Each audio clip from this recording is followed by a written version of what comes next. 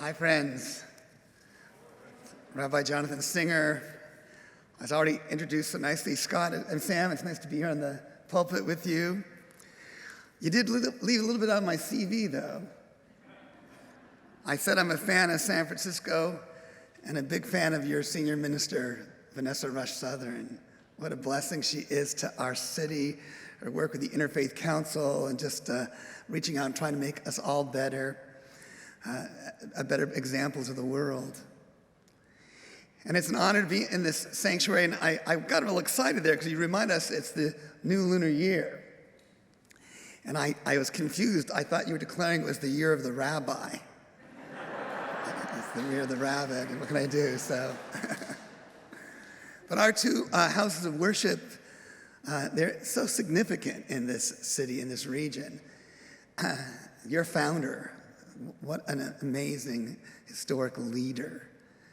And we were both founded at the same time, both in 1850, coming here to this city to show a different pathway for the world, about how people of different faiths can bring out the holy in everyone. And I love the lights in this beautiful building, this beautiful home of holiness. They really stream in these daylights. And I want to focus in my talk a little bit, starting out talking about other kinds of light. Because light is such a powerful force in our lives. And it's one thing to have daylight streaming through beautiful windows. There's also something so powerful about a flame when it's dark that catches our attention as human beings. Last month in our Jewish community, and I saw one in the office of your pastor as I was waiting, we lit lights, just as other traditions did. We lit these lights for Hanukkah, at the darkest time of the year. And for many of us, light represents hope, warmth, the miraculous, the ineffable. Now, I know that it's a popular teaching you may have heard from the Hanukkah story. It's first related in this collection of Jewish values and practice that form how we practice as Jews today in our community, in the Talmud. That what's the miracle of Hanukkah? That the Maccabees, when they recaptured the temple and cleansed it, and wanted to rekindle the lights there, they found a vessel of kosher oil that was large enough to burn for one day, but miraculously it burned for 8, giving them enough time to make more oil for lighting. It's a nice story. In our tradition, we sometimes say it's a Baba Misa. Maybe it's covering up a little bit of something else. Maybe the rabbis later on got a little uncomfortable with the Maccabees. But I believe that if we think about what the miracle was at that moment and how it applies to us, the miracle wasn't the oil. The miracle was the light itself.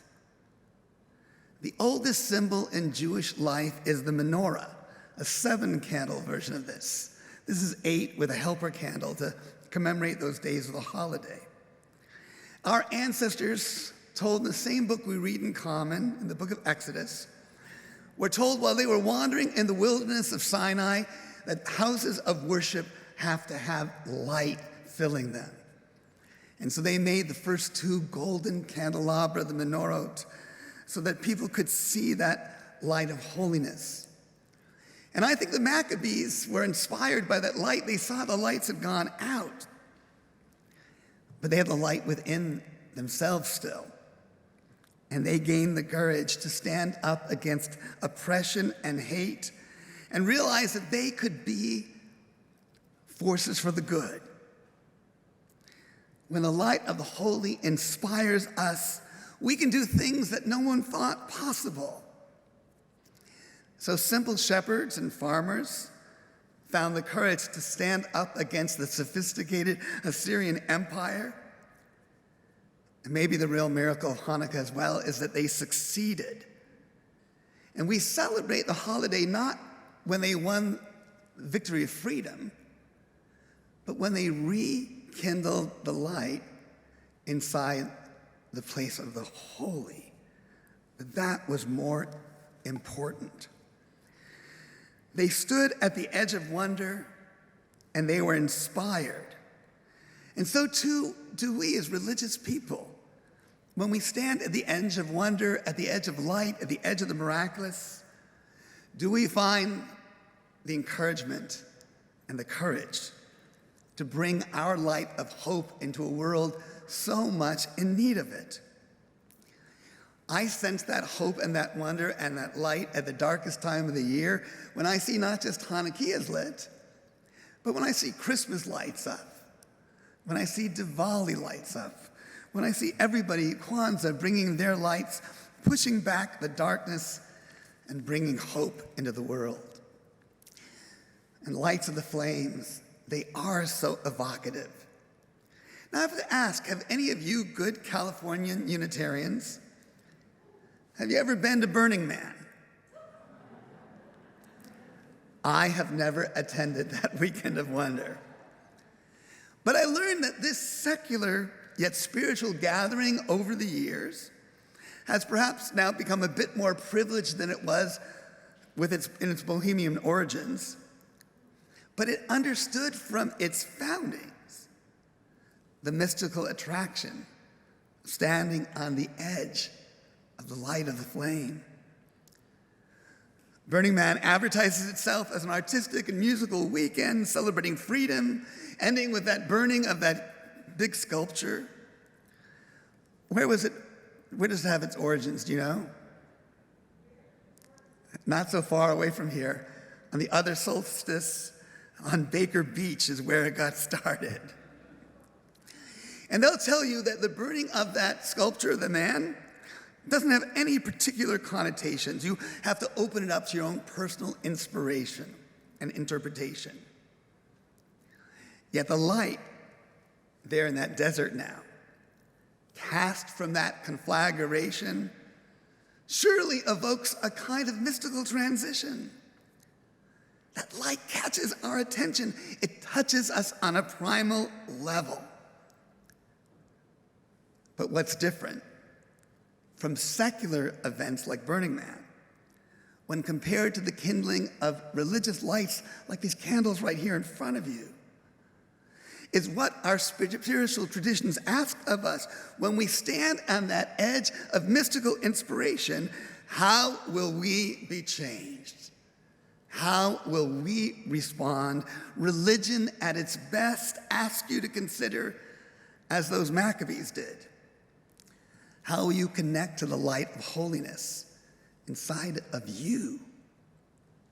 Standing at the edge of the miraculous, how do you go forward after that encounter with the holy and to bring your sense of blessing and wonder into a world so much in need of it? Now, our tradition reads a bit of scripture each week on a cycle. We read the 5 books of the Torah, the first 5 books of the Bible, out loud throughout the year. And this past week, we started reading the book of Exodus. And it begins with our ancestors finding themselves enslaved in Egypt.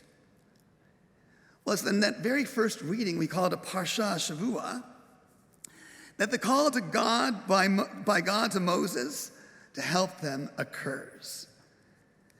The setting also is in the desert, or Bamidbar. We say wilderness as well. Why are we there? Well, Moses had fled his life as a prince of Egypt.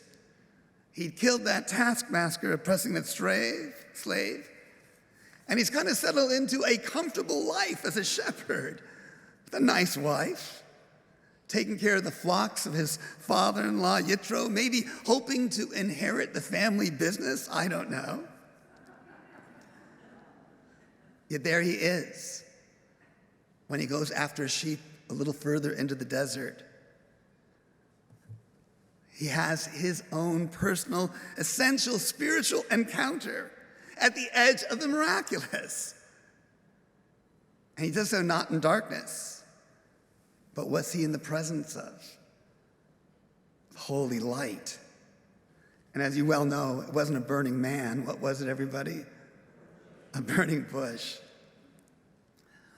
When I teach about that moment in my Intro to Judaism classes or to my religious school students and focus on the nature of the miraculous, I take a moment to unpack the genius of that story from my perspective.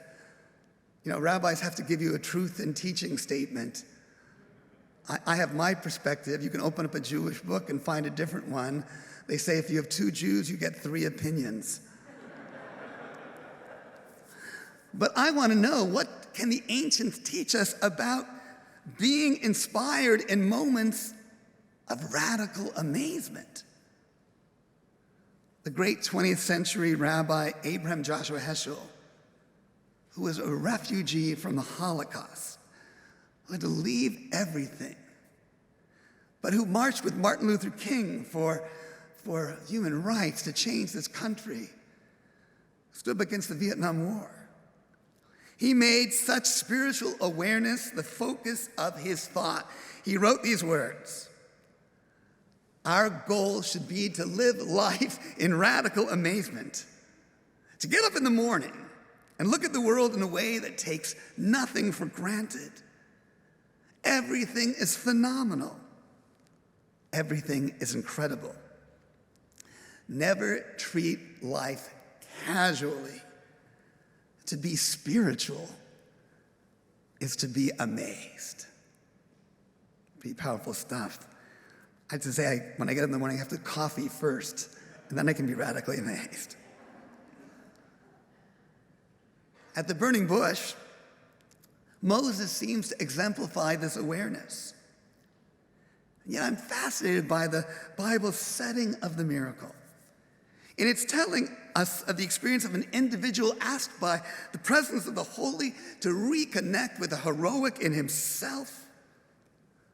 I would have expected the encounter to be a little bit more awesome than a burning bush. Think about it. We live in the age of special effects. Moses, too, who we assume came out of a world of grand, plastic, spiritual expression. Maybe they weren't contemporaneous, but other things like them, the pyramids and the Sphinx, or huge stone representations of the gods was the norm. If I'd written this scene, I would have gone to Lucasfilms and gotten some help. Or maybe done something like Disney does in Aladdin, a cave of wonders coming out, a huge thing, right? But the Bible tells us that Moses is entranced by what? A simple bush, not even a redwood. It states he gazed there, and the bush, in Hebrew sneh, all aflame. Yet it wasn't consumed. It was just a bush. And in terms of the miracle, what do we as rationalists in our day think maybe he saw? What was the experience? From my spiritual rationalist perspective, perhaps it was fall in the Sinai desert. I saw some beautiful fall leaves on your coat there in the front row. Perhaps Moses simply saw the light of color coming from that plant like the trees on fire in Vermont at that time of year. The Midrash, Jewish interpretive literature, teaches that that bush was burning all the time. What was different is the light inside Moses. He turned to look and connect his wonder at that moment. Martin Buber, another great 20th century Jewish thinker, also a refugee from the Holocaust. Well, he developed his famous I-thou thought and perspective. He taught that when we stop treating the whole world as an it, and at times stop to look in wonder and radical amazement, perhaps for him too, at blessing around us, then we start to reconnect to our thou and the thou in front of us. And then we start to sense the presence of the eternal thou, God's presence too. And what does Buber use as his model for this I-thou encounter to teach it? A person gazing at a tree and becoming open in the moment to beauty and ineffable wonder, and to then hearing your own call to your true life's purpose.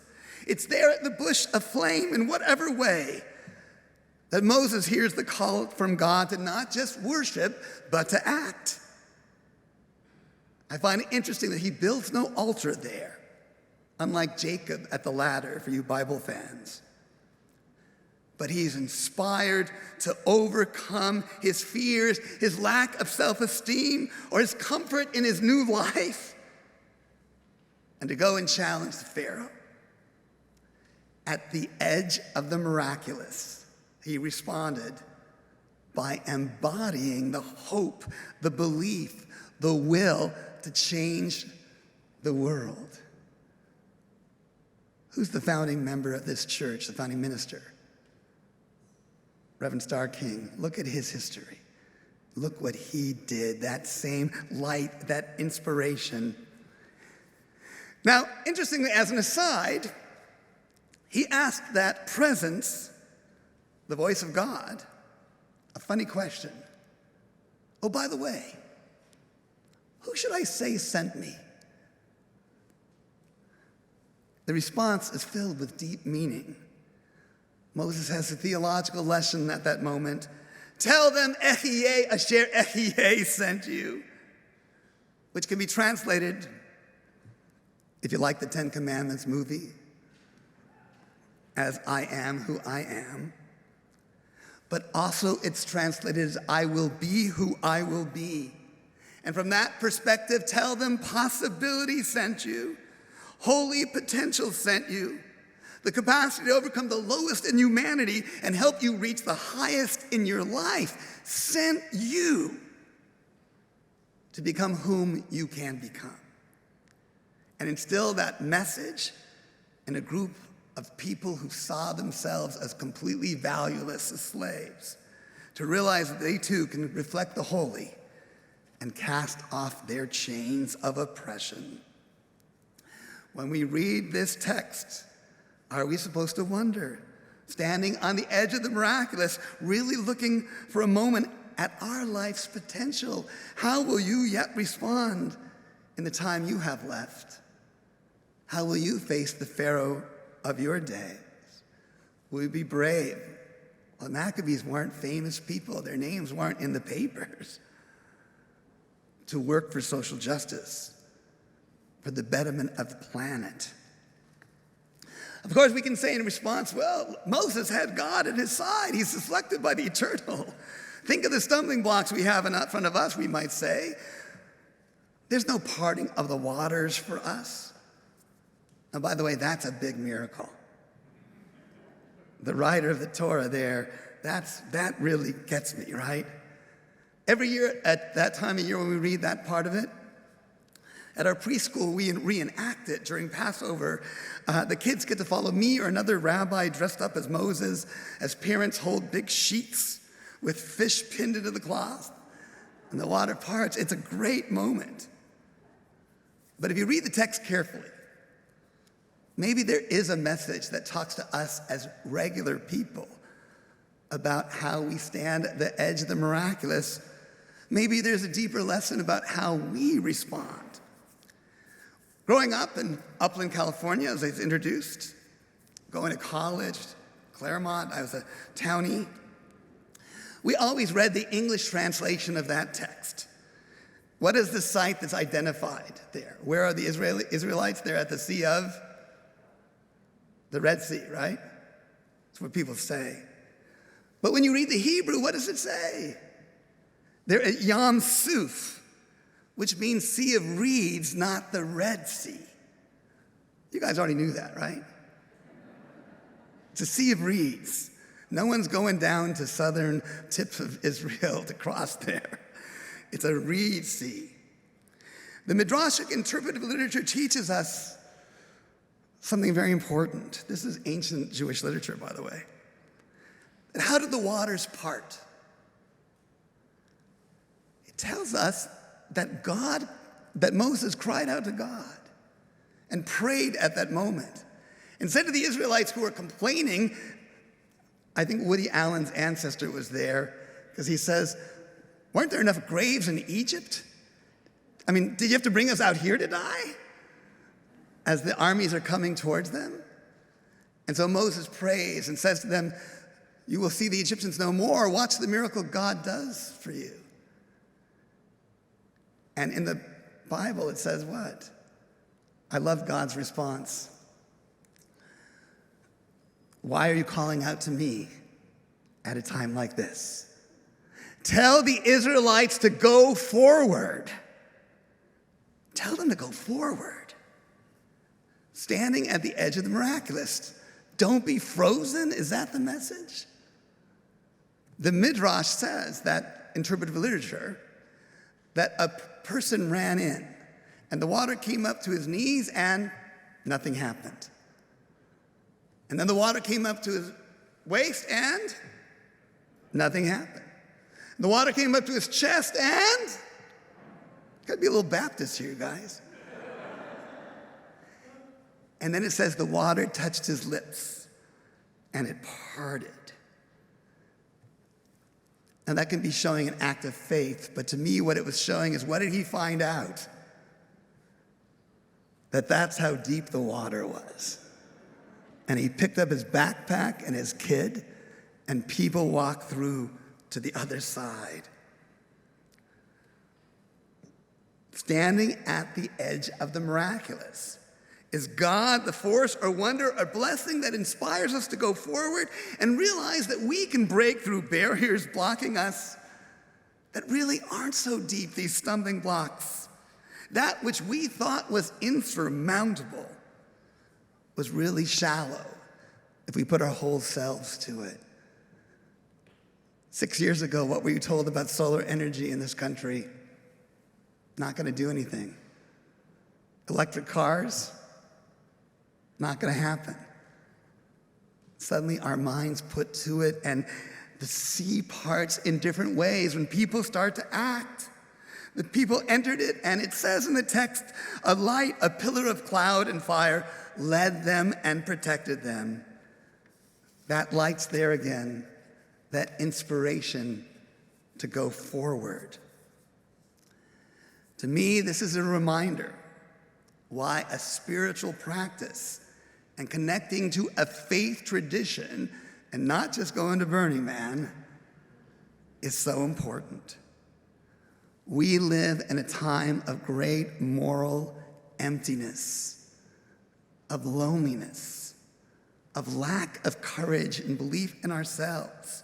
Despite the material blessings so many of us experience, it is a spiritual practice, being a part of a house of holiness like this one, or engaging with a synagogue like mine, or a mosque, or Buddhist temple, that can create an openness of the self to other ways of knowing. It can help us to be more aware than our cell phones can that this life, well, if we have the basics of food and shelter and safety, is permeated with wonder, and that we can help give those basics back to others in need of them. Heschel's challenge to always try to make oneself aware and to never treat life casually, well, that may be a little bit too much to ask of us. I do have to wash the dishes. But it's a faith engagement, connecting with our soul, our spirit, that can help us to realize at times and embrace the radical amazement and open our eyes to both appreciation and what we can do with this gift of life that we yet have.